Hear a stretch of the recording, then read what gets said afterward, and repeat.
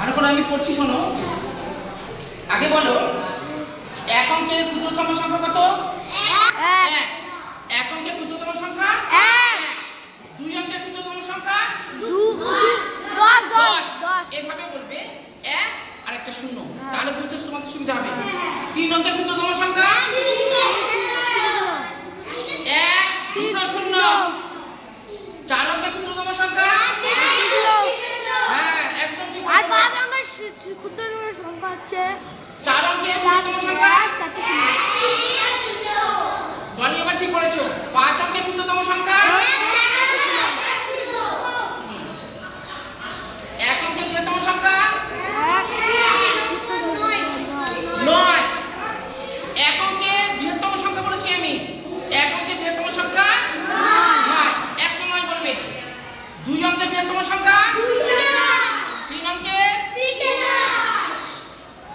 হতো তিন। চার অঙ্কের বৃহত্তম সংখ্যা চারটা 9। লিখি প্রথমে তাহলে পাঁচ অঙ্কের ক্ষুদ্রতম সংখ্যা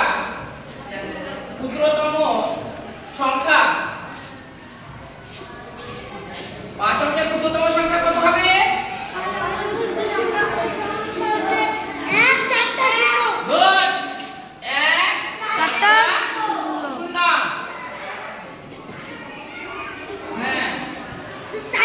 তিনটে শূন্য দিচ্ছে। হ্যাঁ পাঁচ অঙ্কের ক্ষুদ্রতম সংখ্যা। এবার তিন অঙ্কের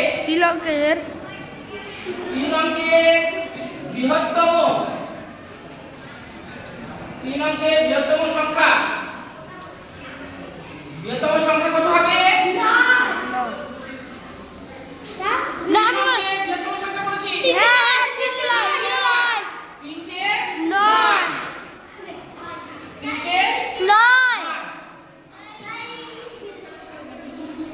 তিন অঙ্কের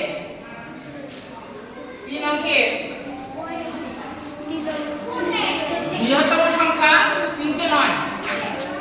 এই বাবা দুই অঙ্কের বৃহত্তম সংখ্যা কত? দুই অঙ্কের বৃহত্তম সংখ্যা দুটো 9। 99। হ্যাঁ ওটাও হবে বা দুটো 9। শোনো দুটো 9 এভাবে যদি যখন দুই অঙ্কে বলা হবে এভাবে বলবে দুটো 9, তাহলে তোমাদের কিন্তু বলতে সুবিধা হবে আর ভুল হওয়ার সম্ভাবনা থাকবেই না। বোঝা গেছে বাবা? দুটো 9। এবার বলেছে অঙ্কে যে পাঁচ অঙ্কের ক্ষুদ্রতম সংখ্যা তিন অঙ্কের বৃহত্তম সংখ্যা থেকে কত বড়। এর আগে একটা অঙ্ক করেছিলাম না যে বড় যদি বলা হয় যে কত বড়, আমরা কি করব? বিয়োগ করব। দেখো এই যে পাঁচ অঙ্কের ক্ষুদ্রতম সংখ্যা হচ্ছে আমাদের এক আর চারটা শূন্য, আর বৃহত্তম সংখ্যা হচ্ছে তিনটে 9। এবার এই সংখ্যা থেকে এই সংখ্যা কত ছোট বা এই সংখ্যা থেকে এটা কত বড়। এর আগে তুমি কিন্তু এই ধরনের একটা অঙ্ক করেছিলাম, সেখানে কি হয়েছিল যে কত বেশি, অর্থাৎ বিয়োগ করেছিলাম না। এখানেও কিন্তু আমরা কি করব? বিয়োগ করব। বোঝা গেল বাবা? উপরটা হচ্ছে আমাদের পাঁচ অঙ্কের ক্ষুদ্রতম সংখ্যা আর নিচেরটা হচ্ছে আমাদের তিন অঙ্কের বৃহত্তম সংখ্যা। কোথায় 3 লিখেছে?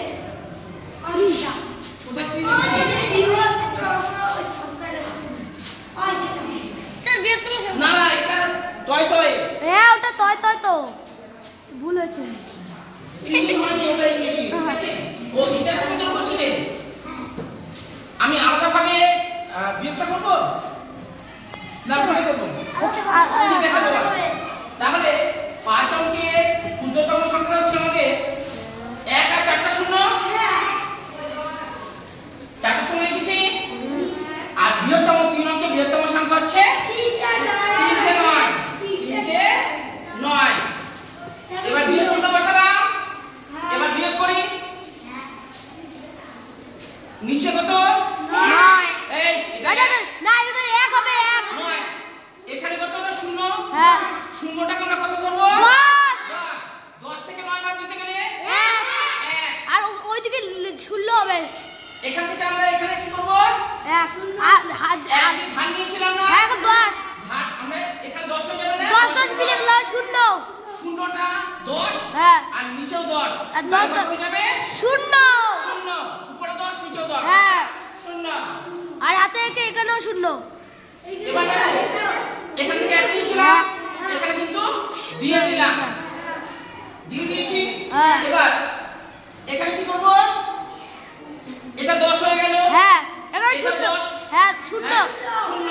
10 এবার এখানে একটা ধান নিয়েছিলাম, হ্যাঁ। হ্যাঁ, এই একটা এখানে দিয়ে দিলাম, 9 তাহলে উপরে 10 আছে, হ্যাঁ। ঠিক আছে, শূন্যটা মানে 10, হ্যাঁ এখানে 1 পেয়েছি, এখন 9 হবে 9, অর্থাৎ 10 থেকে একবার দিতে গেলে 9 9, আর ওইদিকে কিছুই নেই আর এখান থেকে ধারটা দিয়ে দিলাম, হ্যাঁ বিয়োগ হয়ে শূন্য হয়ে যাবে, লেখার দরকার নেই। সামনে শূন্য বসে না এই পর্যন্ত বুঝতে অসুবিধা গেল? হ্যাঁ না তাহলে উত্তরটা লিখতে হবে, আমাদের এখানে তো কোশ্চেন আনবো না, আমাদের কিন্তু অবশ্যই উত্তর লিখতে হবে।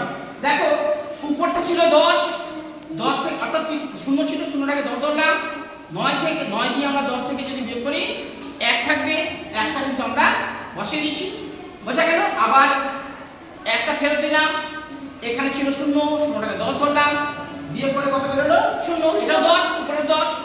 আবারও দেখো একটা ফেরত দিয়ে দিলাম, শূন্য আছে মানে এটা 10 ধরলাম, শূন্য হলো, এই একটা ফেরত দিয়ে দিলাম, শূন্য, এটা 10, 10 থেকে 1 যদি বাদ দিই 9 থাকবে, বোঝা গেল? আর এর উপরে তো শূন্য, বোঝা গেল? হ্যাঁ সেজন্য উত্তর লিখতে হবে। স্যার ডাকেন না, স্যার স্যার এখানে ম্যাডাম এসেছে হ্যাঁ হ্যাঁ এসেছিল? হ্যাঁ হ্যাঁ তোমার কোথায় ডাকতেছি ঠিক আছে। 3 অঙ্কের বৃহত্তম সংখ্যা থেকে কত বড়? উত্তর লিখি তাহলে। উত্তর 3 অঙ্কের 3 অঙ্কের বৃহত্তম বৃহত্তম 11 বৃহত্তম সংখ্যা সংখ্যা হলো সংখ্যা থেকে সংখ্যা থেকে হ্যাঁ থেকে সংখ্যা থেকে 901 9000 ও 9000 9001 বড়। বোঝা গেছে বাবা?